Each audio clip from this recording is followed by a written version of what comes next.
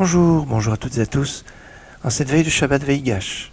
Le Shabbat Veigash, c'est un peu la charnière, le lien entre d'un côté la fête de Hanouka, le miracle manifeste, l'inauguration du Beth Amikdash, du temple, et d'un autre côté, le Distevet, une nouvelle période qui commence, puisque le Distevet, c'est le jeûne qui marque le début du siège de Jérusalem, et qui est le début donc des 4 jeûnes liés à la destruction du temple, dont le point culminant est le jour de Tisha B'Av, le 9 Av, et c'est donc une autre période, et on est dans la charnière, avec un Shabbat où on a cette paracha très spéciale de Veigash, qui commence avec la plaidoirie de Yehuda, une plaidoirie extraordinaire pour sauver son petit frère Binyamin, Benjamin, qui devait être resté comme esclave auprès de ce vice-roi d'Égypte, suite à une accusation à tort d'avoir volé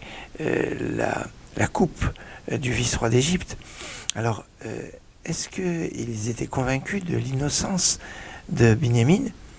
C'est pas évident, puisque certains disent que ils l'ont accusé en disant « Tiens, ta mère, Rachel, avait bien aussi dérobé, en partant de chez Lavan, les pénates de Lavan, la Téraphim. » Et donc, Binyamin pourrait être soupçonné par ses frères de dire peut-être un problème de kleptomanie, de vouloir prendre des choses.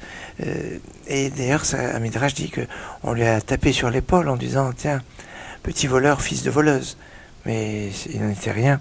Toujours est-il qu'à la suite de cette plaidoirie, Yosef peut-être craque, ou c'était dans son programme, et ça a l'air, on a l'impression que Yosef, qui avait commencé à faire tout un stratagème pour peut-être amener son père jusqu'en Égypte de cette façon, toujours est-il qu'il se dévoile, il dit à ses frères « Ani Yosef ». Et on imagine que quand il dit « Je suis Yosef », l'étonnement de ses frères, mais aussi la compréhension de ses frères de tout ce qui s'est passé jusqu'à présent, ou même quand ils étaient invités chez lui, ils ont été assis dans leur ordre de naissance, comme s'ils les connaissaient, et en effet, ils les connaissaient, c'était ses frères, avec des points et des détails qui maintenant prenaient du sens, parce qu'ils ont compris que c'était Yosef, et qui va se dévoiler à ses frères en leur parlant dans la même langue. Et parce qu'on pouvait se poser la question, comment se fait-il qu'ils n'ont pas reconnu leur frère au timbre de sa voix ? Et parce que jusqu'à présent, il entendait parler l'Égyptien, il y avait toujours un interprète entre eux. Et donc, il y a ici quelque chose qui est fort. Et puis après, c'est l'annonce à Yaakov, « Oh, Yosef Rai, Yosef est encore vivant ». Cette annonce qui est véhiculée par Serach, la fille d'Acher, qui par le mérite de cette bonne nouvelle, va avoir une longévité époustouflante, et elle va être la détentrice du code de la sortie d'Égypte. Quand Moshe Rabbeinu va se présenter, et on devait savoir si c'était vraiment la bonne personne, alors il y avait un code, il devait dire une phrase, et cette phrase, celle qui connaissait cette phrase, c'était Serach, la fille d'Acher, celle qui a annoncé à Yaakov dans notre paracha, « Od Yosef Rai, Yosef est encore vivant », celle qui donne la perspective de la Géoula, connaissait le secret de Pakod, Ifkod, Elohim Etrem, Dieu s'est souvenu de vous, et vous allez sortir. C'était le mot que Moshe a dit et qu'il devait dire. Et puis, on est dans cette perspective pour la sortie d'Égypte, de ce code, grâce à Serach, la fille d'Acher, qui annonce la bonne nouvelle, Od Yosef Rai, et dans la foulée, c'est la descente de Yaakov en Égypte, c'est le début de la galoute. Ils sont 70, 69, 70, on les appelle les 70, même si quand on compte, on n'en retrouve que 69 avec plusieurs interprétations. Qui est le 70e ? Est-ce que le 70e c'est peut-être Yaakov ? Est-ce que le 70e c'est Yochevet qui est né à la frontière ? Ou est-ce que 70 c'est Akadosh Baruch Hu ? Toujours est-il que c'est le début de la galoute de l'exil, et puis après, c'est la rencontre très forte en émotion entre Yosef et son père. Ils ne se sont pas vus depuis 22 ans. Yaakov qui pensait que son fils était mort. Et on voit que Yosef, qui est le seul à tomber dans les bras de son père, a pleuré. Et Yaakov, qu'est-ce qu'il faisait ? il est impassible. Eh bien, en ce moment si intense d'émotion, il est en train de lire le schéma. Il offre cette émotion à Dieu en exprimant son amour à Dieu. Et il y a ici une force de caractère et puis aussi une concentration. Quand on est en train de faire la prière, eh bien, il faut être concentré, même si on n'a pas vu son fils depuis 22 ans, de savoir rester concentré sur sa prière. Une grande leçon marquée et importante sur ce point. Et puis après, c'est la présentation de Yaakov à Paro. Je ne donne pas tous les détails. Et puis, cette bénédiction, quand Yaakov arrive en Égypte, eh bien, la famine s'arrête. Et après deux ans de famine, eh bien, c'est l'interruption et Yaakov amène la bénédiction en Égypte. Cette bénédiction, donc la fin de la famine, qui pourrait marquer de dire que, tiens, les rêves qui ont été interprétés par Yosef, les rêves de Pharaon, ne se sont pas réalisés exactement comme c'était prévu, puisqu'il y a eu en effet 7 années de vaches grasses, d'abondance, et là il va y avoir 7 années de famine, et là au bout de 2 ans, eh bien, cette famine s'arrête. Certains disent que eh bien, elle va redémarrer à un autre plus tard, ou peut-être après la ptira de Yaakov. En tout cas, pendant les 17 ans que Yaakov va vivre en Égypte, ce sera un moment tout à fait idyllique. Ce sera d'ailleurs les 17 plus belles années de la vie de Yaakov où il n'a plus aucun souci, si ce n'est le fait qu'il va vivre en Égypte. Et il n'a plus les problèmes de Lavan qui veut le tuer, de Esav qui veut le tuer, de Dina qui a été violentée, de Yosef qui a disparu. Il a Yosef auprès de lui, il n'a plus les problèmes avec son frère ni avec son beau-père. Mais il est dans la galoute, il est dans l'exil d'Égypte. Et il y a ici une leçon intéressante sur cette paracha donc d'ombre et de lumière, une paracha forte en sens. Mais c'est bientôt Shabbat et je vous propose de retrouver le psaume du Shabbat, Tov le Hodot l'Hashem, comme il est bon de remercier Hachem par Doudou Derry.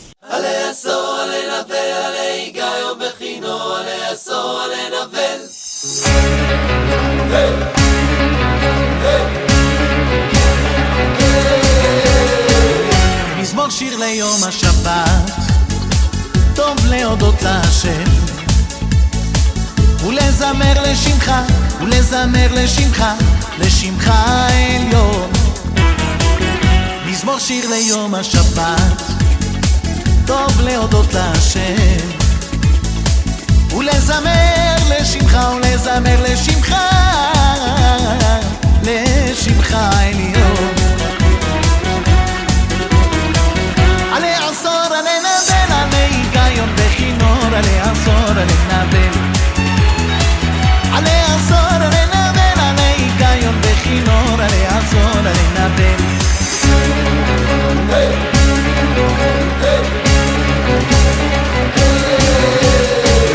מזמור שיר ליום השבת, טוב להודות להשם ולזמר לשמך, ולזמר לשמך, לשמך העליון. מזמור שיר ליום השבת, טוב להודות להשם ולזמר לשמך, ולזמר לשמך, לשמך העליון. עלי עשור עלי נבל, עלי היגיון בכינור, עלי עשור עלי נבל, עלי עשור עלי נבל, עלי היגיון בכינור, עלי עשור עלי נבל.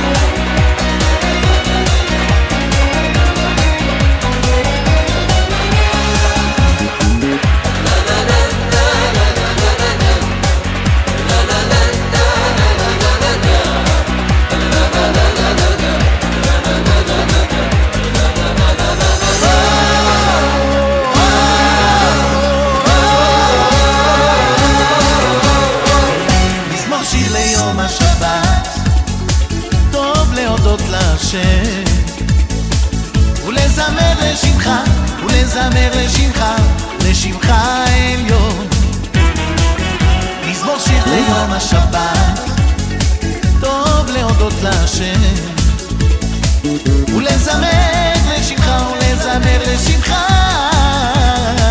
לשמך העליון. עלי עשור עלי נבל עלי היגיון בכינור, עלי עשור עלי נבל, עלי עשור עלי נבל עלי היגיון בכינור, עלי עשור עלי נבל.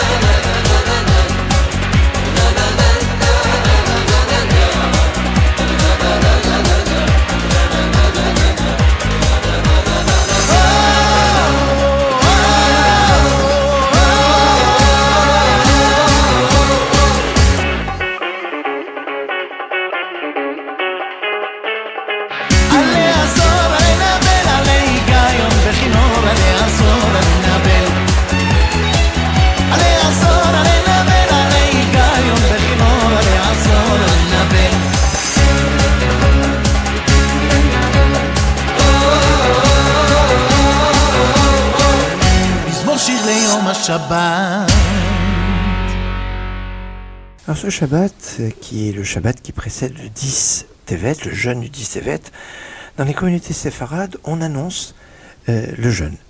Alors on annonce le jeûne de jeudi dans les communautés séfarades, dans les communautés ashkénazes, on ne veut pas attrister le Shabbat. Premier point. Deuxième point, cette annonce peut être considérée comme une sorte d'acceptation du jeûne pour que un jeûne soit validé, un peu comme un jour de jeûne.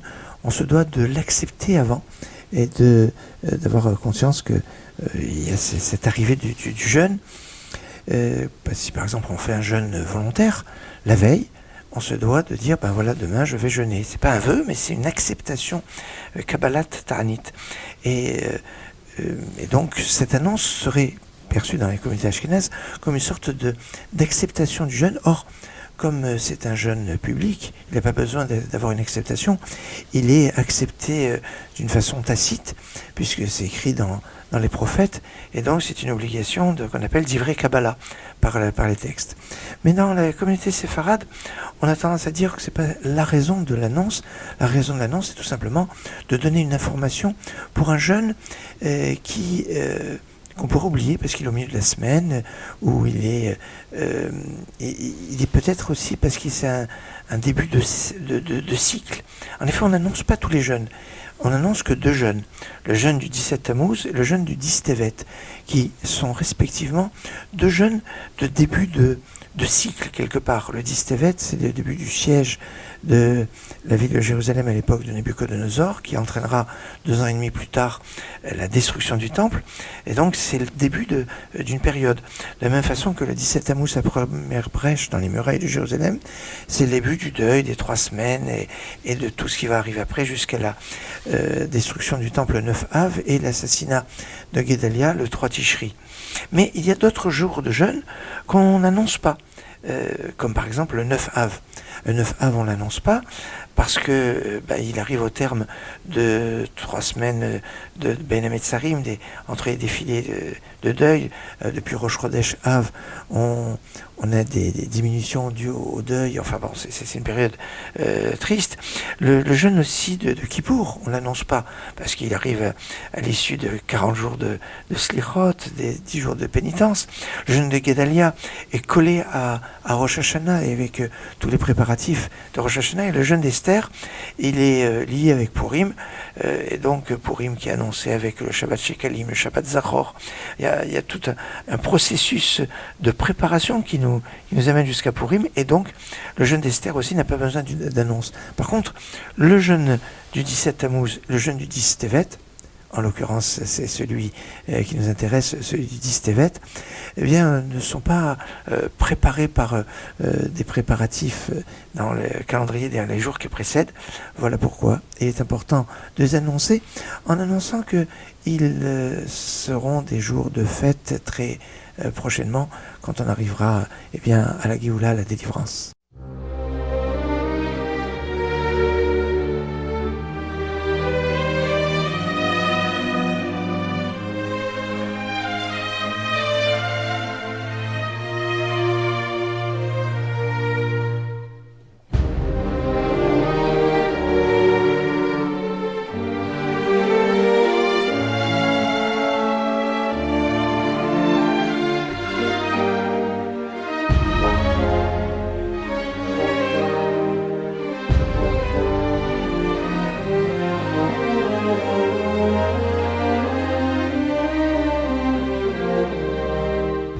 Et c'est le moment de retrouver notre réflexion sur la Haftara de la semaine tirée de Ézéchiel, chapitre 37, verset 15 au verset 28. On peut dire que c'est une Haftara magnifique de réconciliation, les frères ennemis qui se réconcilieront pour l'éternité. L'unité retrouvée, unité qu'on retrouve dans notre paracha. Yosef qui se dévoile à ses frères et qui va pouvoir retrouver les frères qui étaient dans une haine d'abord de Yosef, et puis après ils l'ont vendu, après séparation physique, et là ce sont les grandes retrouvailles.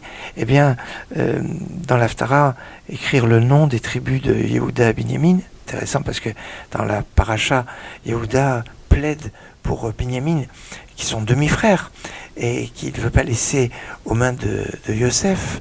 Il ne sait pas que c'est Yosef. Or, il va voir les autres tribus, donc sur un bois, c'est Yehuda et Binyamin d'un côté, et les autres tribus sur le second. En fait, comment ça fonctionne ? Peut-être un point historique. Au moment de la disparition du roi Salomon, fils de David, le roi Salomon qui a construit le premier temple, eh bien, son fils, Rechavam, va être questionné par le peuple, à savoir est-ce qu'il va laisser de lourds impôts comme son père le faisait, ou alors est-ce qu'il va avoir une autre attitude. Alors, il a demandé d'abord le conseil des anciens qui ont dit, écoute, fais-toi aimer du peuple, et après, une fois qu'ils t'aimeront, tu pourras leur demander des impôts importants, mais d'abord, fais asseoir la confiance du peuple, et de cette façon, bien, tu pourras obtenir du peuple tout ce que tu veux.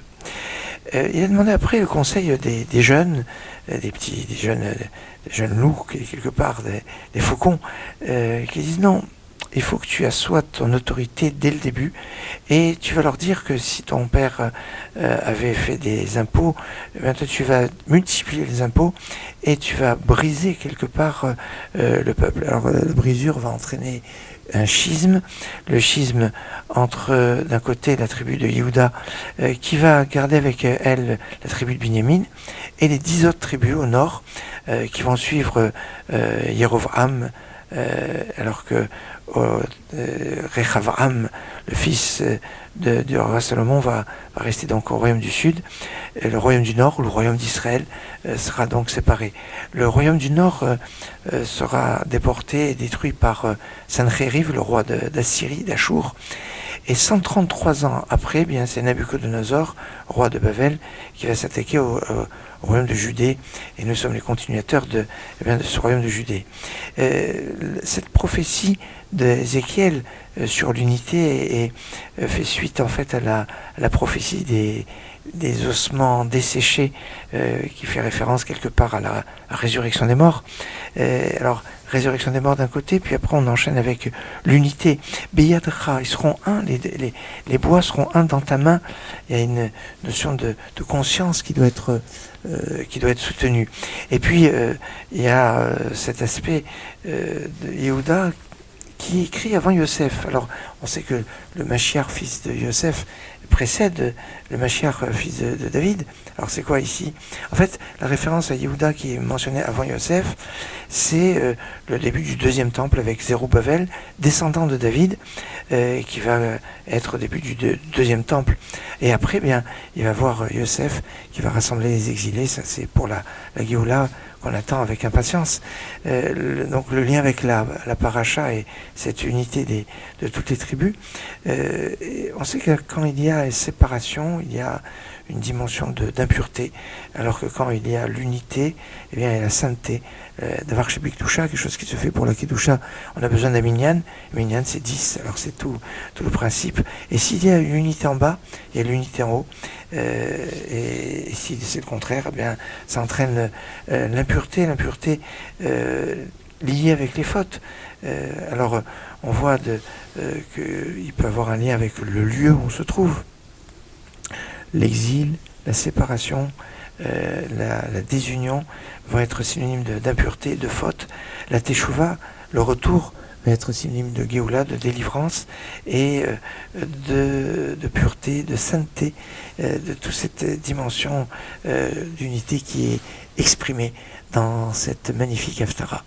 Voilà quelques points que je voulais partager avec vous en cette veille de Shabbat Veigash. Veigash, ça veut dire il s'est rapproché, de savoir se rapprocher les uns des autres pour avoir une unité, cette unité qui nous permettra d'arriver à la Géoula, à la délivrance. Je vous donne rendez-vous cet après-midi à 15h05. Pour l'heure, je vous souhaite Shabbat Shalom, Git Shabbos, Shabbat Shalom, Umevorach. Lecha dodi likrat kala pene Shabbat nechabela. Lecha dodi likrat kala pene Shabbat nechabela. Poi Shabbat malketa.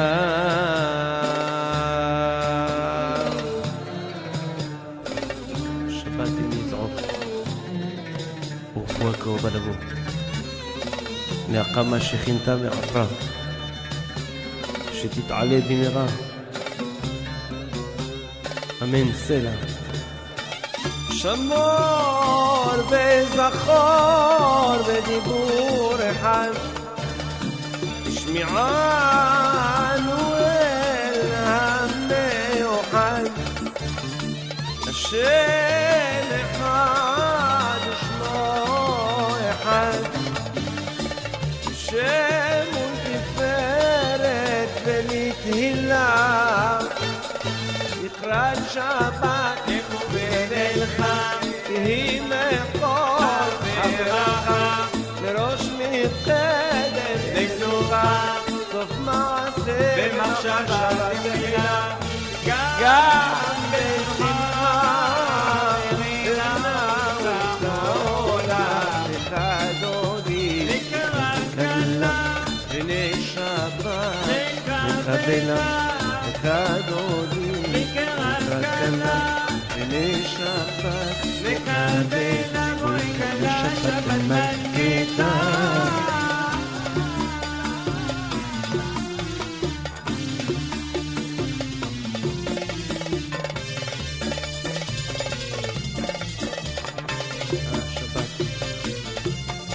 Shabbat Kodesh, Hilachem. מקדש מלך עיר מלוכה, קומי צאי מתוך ההפכה, קם לך שבט ועמק הבכה, והוא יחמול עלייך חמלה, תנעמי נפשי בגדי תפארתך עמי, על יד ונשי בית על לחמי, חובה אל נפשי גאלה, גם בשמחה ונענה ותחזור לך דודי, לקרלה פנה שבת לקרלה לך דודי, לקרלה פנה שבת נקבלה, שבת נקבלה.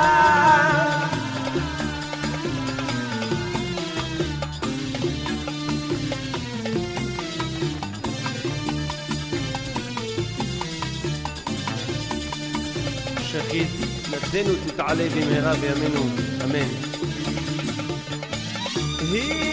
התעוררי,